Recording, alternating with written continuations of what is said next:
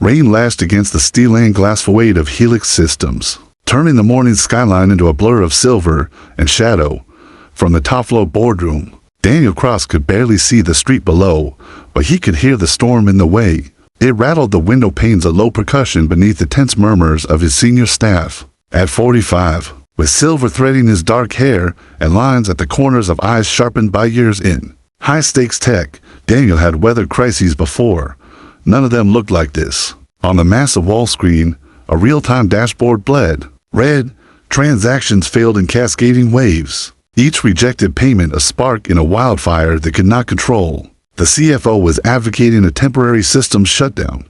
The head of security called that suicide. Others argued about scaling back high-value accounts to stop the bleeding. It's a $500 million exposure if this isn't fixed within the week, Daniel said finally, his voice low but edged with steel. And every minute we waste talking is another million down the drain. The room went silent. Even the storm seemed to pause, as if listening. Several floors below, a city bus hissed to a stop in front of Helix's gleaming lobby. Clara Thompson had been driving this route for 22 years, and the rain had soaked through her sleeves despite the heater blowing at full tilt.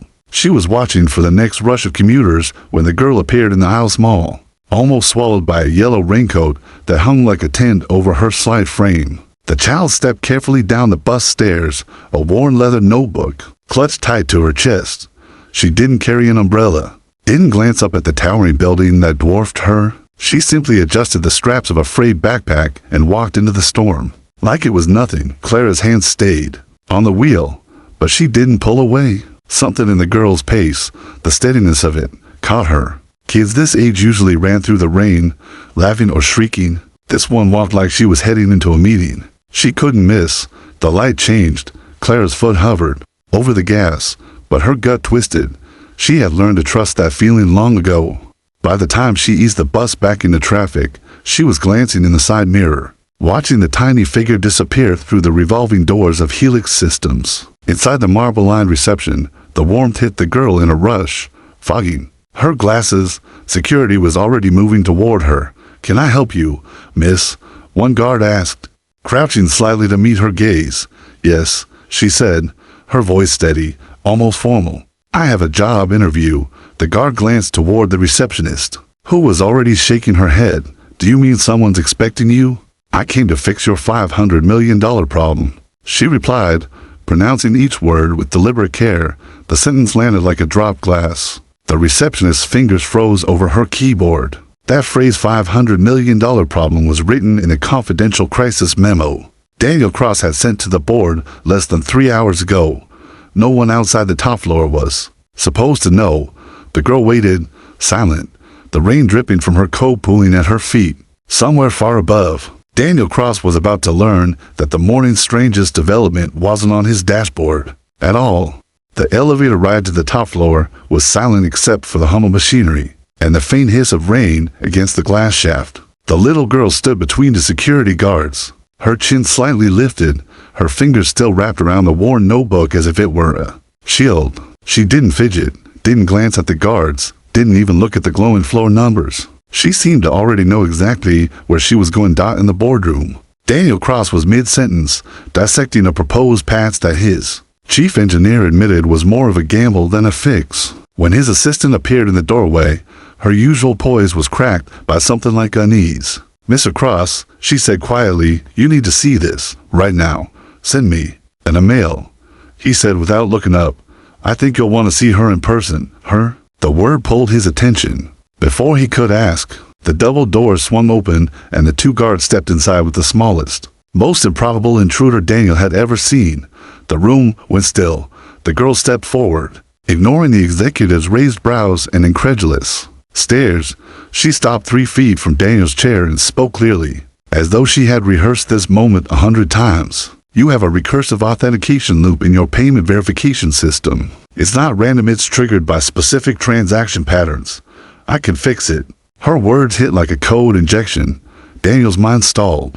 No one outside this room and maybe 3 people in the entire building knew the exact nature of the flaw. "Who are you?" he asked slowly. "Sophie Lane," she replied. "I came for a job interview." Murmurs rippled around the table. One executive laughed under his breath, but Daniel silenced him with a glance. He noticed the edges of the notebook in her hands were soft from years of handling. The leather darkened where small fingers had pressed it again and again. "Where did you hear about our problem?" he said, keeping his voice even. "I didn't hear about it," Sophie replied. "I recognized it. Your public API shows enough of the handshake sequence for me to see where the recursion could get trapped, and I saw news reports about payment rejections yesterday.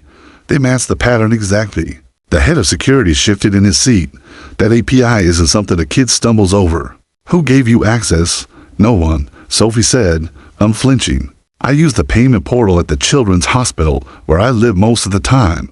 Last month, it froze during a transaction. I started testing it. I think differently than most people.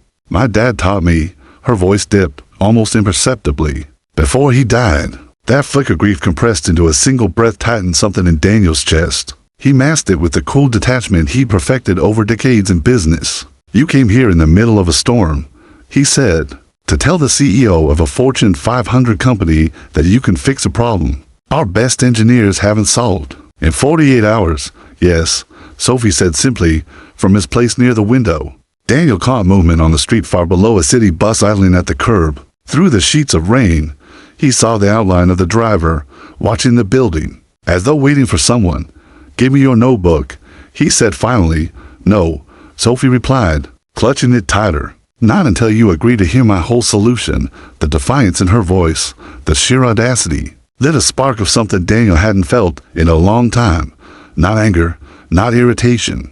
Something closer to curiosity, and beneath it, a sharp edge of suspense he couldn't explain because he was starting to suspect that this child wasn't just here to fix his system. She was here to upend his entire day, and maybe a lot more than that. Would you like me to continue with part 3 where Daniel puts Sophie to the test? In a high-stakes live simulation, and Clara begins to dig into who she really is, that's where the tension and emotional pull will double.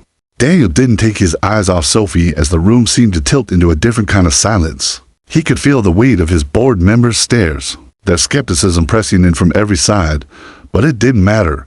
Something about the way this little girl stood, feet barely touching the edge of the conference carpet, rainwater still dripping from the hem of her yellow coat, made him pause. "Clear the room," Daniel said. His tone was calm, but it cut like glass.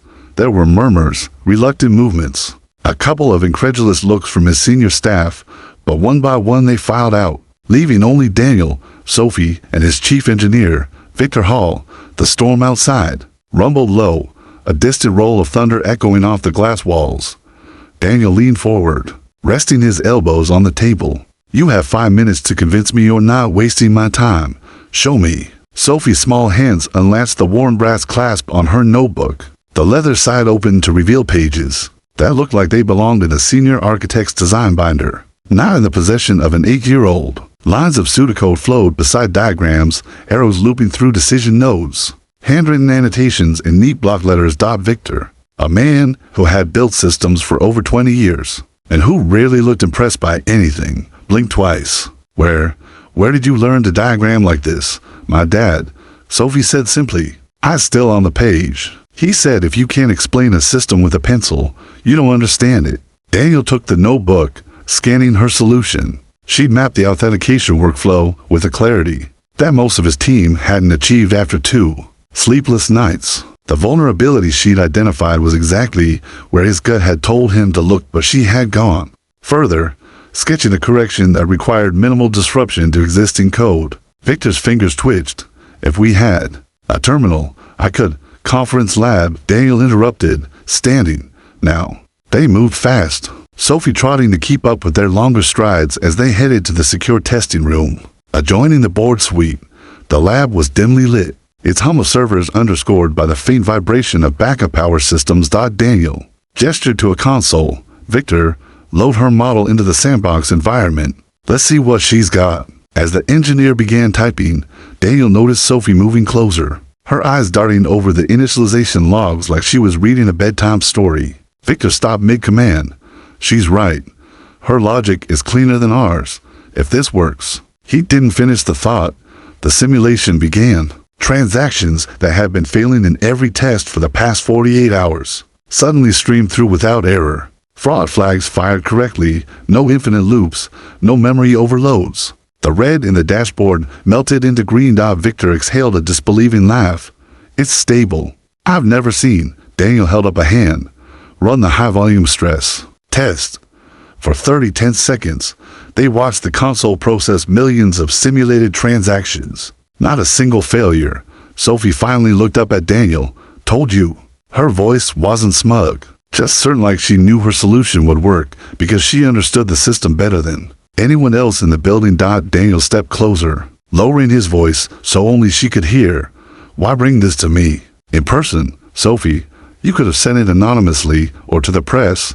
Her gaze didn't waver. Because I need something, you can't send it in the mail. And what's that? Before she could answer, a chime echoed through the room, Daniel's private line flashing on the wall panel. The security desk. Mr. Cross, the guard said, his voice low. There's a woman downstairs. Bus driver's uniform. Says she knows the girl. Says it's urgent. Daniel glanced at Sophie. She didn't flinch, but her hand tightened around her notebook, as if she knew exactly who was waiting and exactly why this moment had just become far more complicated than fixing a $500 million glitch. Daniel ended the call without taking his eyes off Sophie. She stood still, raincoat hood now pushed back, her damp hair clinging to her cheeks. There was no fear in her face, but there was something else, anticipation, maybe even resignation. It was the look of someone who knew storms didn't always come from the sky. Stay here, Daniel said quietly, but Sophie shook her head almost before he finished the sentence. If it's who I think it is, I'm not hiding. Daniel studied her for a beat, then motioned to Victor. Lock down the lab. No one gets in unless I say. Then he turned and strode for the elevator, Sophie matching his steps. The ride down was a tense silence broken only by the muffled thump of wind outside the glass shaft. When the doors opened to the marble expanse of the reception lobby, Daniel spotted the woman instantly, mid-50s, broad-shouldered, with a weatherproof jacket over a Navy bus driver's uniform. Streaks of silver threaded through her dark hair, and her eyes sharp. Searching landed on Sophie first, then on him. She crossed the floor with a measured stride that said she didn't scare easily. Sophie Lane, she said, voice firm, but not unkind. You didn't tell me you were coming here. Sophie's jaw set. You weren't supposed to find out. Daniel stepped between them, more out of instinct than intention. And you are Clara Thompson. She replied, I drive the 47 route, and I've been keeping an eye on her since she stopped. As though she'd said too much, Sophie broke the pause. Since the hospital put me in foster care again. She's been my ride to appointments when my social worker's too busy. Daniel's gaze shifted between them. So you're not a relative? No, but I know her history. Better than most of the caseworkers she's had in the last 2 years, Clara said, her voice gaining an edge. And I know she doesn't belong in the middle of whatever you've got going on upstairs. It's not dangerous, Sophie interjected. Clara's look was sharp enough to cut steel. It's a corporate boardroom, in the middle of a crisis worth more money than this kid will see in a lifetime. That's dangerous in its own way. Daniel felt something tighten in his chest. She's not here to play, he said quietly. She just fixed a problem my team hasn't been able to touch in 48 hours. Clara blinked, her stance faltering just slightly. Fixed? What? The system vulnerability that's costing us millions by the hour, Daniel said. She walked in here with a solution, and she was right. Clara turned to Sophie, searching her face. You tested it. I built it, Sophie said simply. For a long moment, Clara said nothing. Her eyes softened. But only a fraction. Then that's even more reason for me to be here. Because when people see talent like yours, Sophie, they don't just applaud, they use it. And I'm not letting that happen without someone watching your back. The words hit Daniel harder than he expected. He knew exactly how talent got exploited in this industry. He'd seen it happen to interns, to partners, even to himself in the early days. But hearing it framed in the context of an 8-year-old's life made it sound like a different kind of crime. Before he could answer, Victor's voice came through his earpiece, urgent and clipped. Daniel, you need to get back up here. Now, the patch is working, but something's moving against it. The recursion loop is trying to adapt. Sophie's head snapped toward him. That's impossible unless, her eyes widened, unless someone's inside your system right now. Daniel met her gaze. Come with me. Clara stepped forward. I'm not letting her out of my sight. The elevator doors closed on all three of them, the hum of the machinery sounding like the drumbeat before a war. The elevator opened onto the top floor like a door into another world gone. Was the hushed tension of earlier replaced now with an urgent chaos that felt almost physical? Engineers moved in and out of the glass-walled lab, voices overlapping in rapid-fire jargon. The giant wall display, which only an hour ago had been a calming field of green, was now pulsing with angry red alerts. Victor was waiting just outside the lab, his face pale. "It's not just residual recursion," he said quickly, falling in step beside Daniel. "Something or someone is actively rewriting verification pathways as fast as we can deploy the patch. It's like the vulnerability is alive." Sophie's pace quickened. "It's not alive," she said. "It's adaptive code. Someone's watching our changes and countering them in real time." She looked up at Daniel. "That means they're already inside your security perimeter." Daniel glanced toward the secure console. "Inside? As in sitting behind a desk somewhere. Logged in with credentials that should never have been approved." Sophie cut in, her voice sharper now. Clara kept close, her eyes sweeping the room, absorbing every face and movement. She didn't understand half of what they were saying, but she understood the look in Sophie's eyes, focus edged with urgency. The same look her own daughter used to have when solving a problem she couldn't afford to lose. Daniel ushered both of them into the lab. The doors sealed behind them with a muted hiss. Victor pulled up a live feed of the system architecture. Red threads spider-webbed across the diagram, branching from the same weak points Sophie had identified earlier, but now the branches were splitting and re-splitting, spreading like an infection. Sophie climbed onto the high stool in front of the terminal, saying her notebook beside her. "We can't just patch over it. We have to cut it off from the root." Victor frowned. "Kid, with all due respect, this is exactly what my dad taught me to fight." Sophie interrupted, her tone leaving no room for argument. "If we try to fix it in the open, they'll keep countering us. We need a blind patch, something they can't see coming." Daniel leaned in, explained. She flipped to a page in her notebook, pointing to a hand-drawn diagram. "Here, we create a decoy authentication node, something that looks like a critical entry point, but is actually a loop trap. While they're busy attacking that, we slide the real patch in behind it and lock them out." Victor looked at Daniel. "She's talking about building a honeypot, but the speed she's describing, she can do it," Daniel said, surprising even himself with the certainty in his voice. "Give her access," the head of IT security, hovering nearby, bristled. "Access to an 8-year-old? Daniel stepped forward, his voice dropping into that controlled, dangerous register that had closed billion-dollar deals. "Right now, she's the only one in this room who hasn't failed to stop this. Give her the terminal." Reluctantly, the security chief moved aside. Sophie's fingers flew across the keyboard, faster than seemed possible. Her small frame hunched forward, eyes locked on the screen. Lines of code poured into the system, weaving themselves into the architecture with a precision and elegance that made Victor whisper under his breath, "I've never seen anything like this." Clara stood just behind her, one hand resting lightly on Sophie's shoulder, not guiding, not restraining, just there. It was the same instinct that made her check every rearview mirror twice when Sophie rode her bus. "Decoys in place," Sophie murmured. "Now we wait." Seconds stretched. Then the dashboard lit up with activity. The intruder had taken the bait. The red threads surged toward the fake node, wrapping themselves around it like vines on a trellis. "Deploy the real patch," Daniel ordered. Sophie hit enter. The system hummed for a breathless moment. Then the red lines began to collapse, one by one, until the display returned to an unbroken field of green. The room exhaled in unison. "It's clean," Victor said, his voice a mixture of awe and disbelief. "She flushed them out and sealed the breach." Daniel turned to Sophie. "How did you?" But she wasn't smiling. She was staring at the screen, her brow furrowed. "That wasn't just a random hacker," she said softly. "They knew the system like it was theirs." Clara's voice was quiet, but certain. "Then whoever they are, they're still out there." Daniel didn't answer. He was still watching Sophie, but his mind was moving into directions, at once one toward the victory they just claimed, at one toward the darker truth Sophie might have just uncovered. Because if she was right, the $500 million problem wasn't over. It had only just stepped out of the shadows. The celebration in the lab didn't last 5 minutes. Victor had barely finished running the post-patch diagnostic when a soft, insistent ping came from the network trace terminal. At first, It looked like just another automated alert.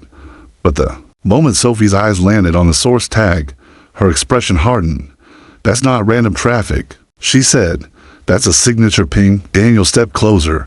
Meaning they left a calling card. Sophie tapped a few keys, magnifying the metadata.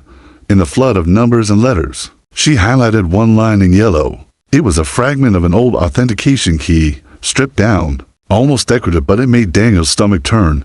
He knew that key. It belonged to a master credential issued 3 years ago to someone who hadn't set foot in the building. In nearly 12 months, his former CTO, Mason Dre, the man who had once been his closest friend. "Mason," Daniel murmured, almost to himself. Victor glanced over. "But he left for South Korea last year," said he was consulting. Daniel's mind raced back to that bitter private meeting, the one where Mason accused him of selling the company's soul. After a series of board decisions, they parted as colleagues, but not as friends. Clara was watching Daniel's face. "You know who this is, don't you?" "I know," Daniel said slowly, "that if Mason still has valid credentials, someone in this company either gave them to him or never revoked them." Sophie's voice was sharp. "Which means you have a traitor." The words landed like a hammer. Daniel's gaze swept the lab. Victor, the head of security, the engineer's every face suddenly a potential suspect. The realization was corrosive. This wasn't just a breach from the outside. This was betrayal from within. "Trace the relay," Daniel ordered. Sophie was already ahead of him, fingers moving in quick bursts. They're masking through at least 7 proxy layers. But she trailed off, narrowing her eyes. "There's a heartbeat signal, like they're checking the connection every 40 seconds. If I piggyback on that, I could follow it back before they close the door." "Do it," Daniel said. Clara leaned down toward Sophie. "If you find them, what then?" Sophie didn't look up. "Then Mr. Cross decides how far he's willing to go to stop them." The terminal screen shifted, proxies falling away like peeled skin. The trace ended not in another country, not even in another city, but in a private network across the river. In an apartment tower Daniel knew well, Mason's building, a knot twisted in his gut. This wasn't some faceless adversary. In a basement halfway across the world. This was personal. Before he could process the next step, the overhead lights flickered. The giant wall display glitched, green dissolving into static before returning. "They're still in?" Victor barked. "No," Sophie said, her voice tight. That was a warning. Clara straightened. "They know we found them." Daniel made his decision in an instant. Lock down the building. No one in or out without clearance. He turned to Sophie. "Can you set a ghost trace? Something that makes them think we've stopped looking?"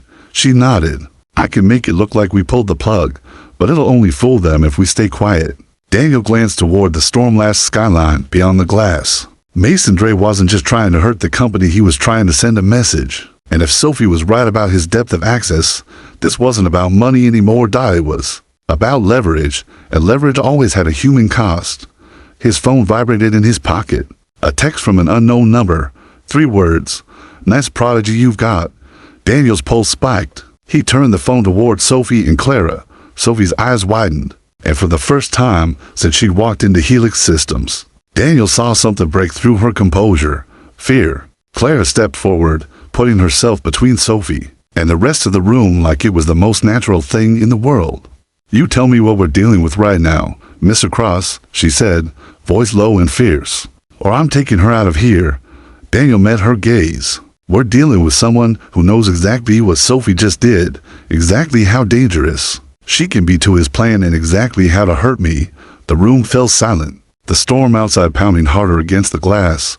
Somewhere across the river, a man Daniel had once trusted was waiting for him to make the wrong move, and Daniel knew he couldn't keep Sophie out of this fight anymore. She was already the reason it had begun.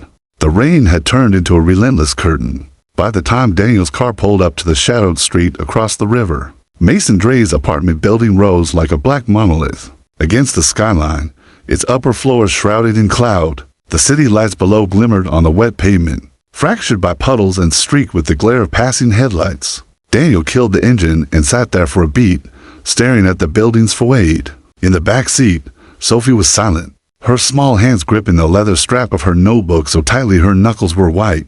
Clara sat beside her, angled slightly forward, the protective tension in her shoulders as visible as the silver in her hair. You're sure about this? Clara asked.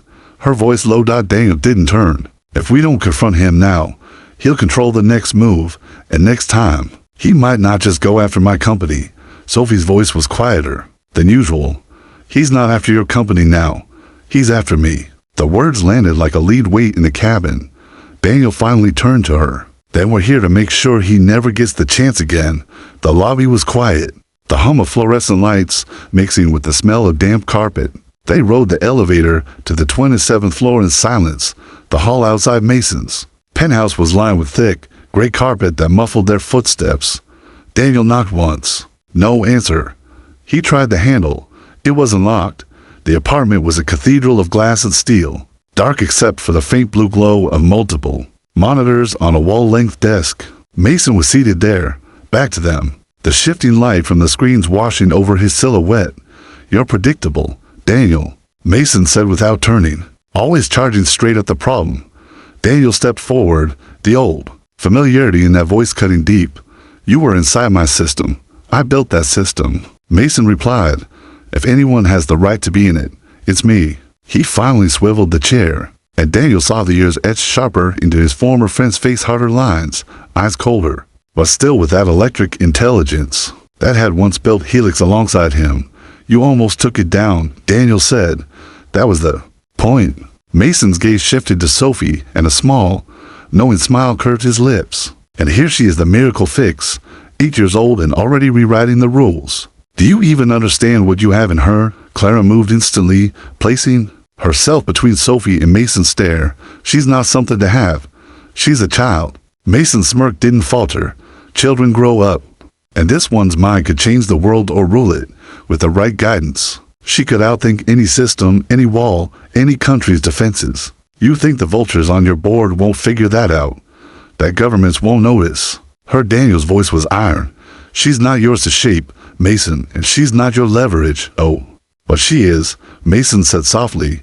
That little stunt in your lab today. Half the dark net's already talking about it. I leaked just enough to make her a ghost story with a name. Every player worth their salt will be looking for her by sunrise. Sophie's breath hitched, and Daniel's chest tightened. What do you want? Daniel demanded. Mason leaned back, folding his hands. 2 things. 1, public acknowledgement that the Helix architecture was mine, so when the vultures come, they knock on my door, not yours. 2, access to Sophie's training, quietly, so I can make sure she doesn't waste that mind on pet hospital projects and charity. Clara's voice was like flint striking steel. Over my dead body. You're already halfway there. Clara, Mason said without even glancing at her, driving a bus, wasting your years. This girl could put you in rooms you've never dreamed of if you just get out of her way. Daniel stepped closer, closing the space between them until he could see his own reflection in Mason's eyes. You think you're the only one who sees her potential. You think you're the only one who understands how dangerous this world can be. The difference between you and me is that I won't use her to feed my ego. I'll protect her, even if that means burning down every boardroom and black market that comes for her. Mason's gaze flicked between them, calculating. Then you'd better be ready to burn fast, old friend, because now that she's in play, she'll never be invisible again. Daniel's hand closed over the back of the chair, his knuckles white. Stay away from her. Stay away from Helix. This is your last warning. He turned, guiding Sophie toward the door, Clara shadowing her like a shield. Mason's voice followed them into the hallway.